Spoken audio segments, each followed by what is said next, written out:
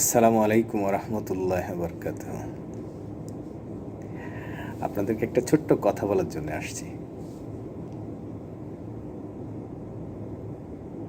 কথাটি হলো,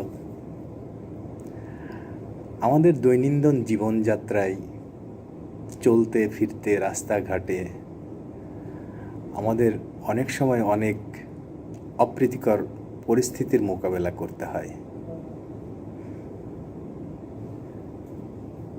তো আমরা যখন কোনো অপ্রীতিকর অবস্থার সম্মুখীন হই, সেখান থেকে কিন্তু খুব সহজেই নিজেকে সেভ করে সরে আসার একটা উপায় আছে।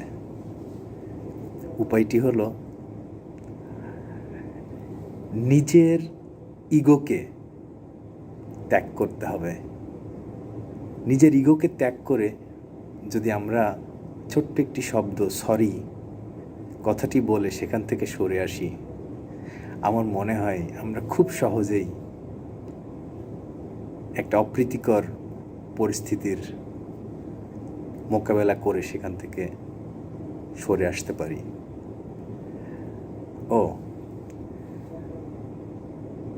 সরি বলেছেন বলে আপনি কিন্তু ছোট হয়ে যাননি।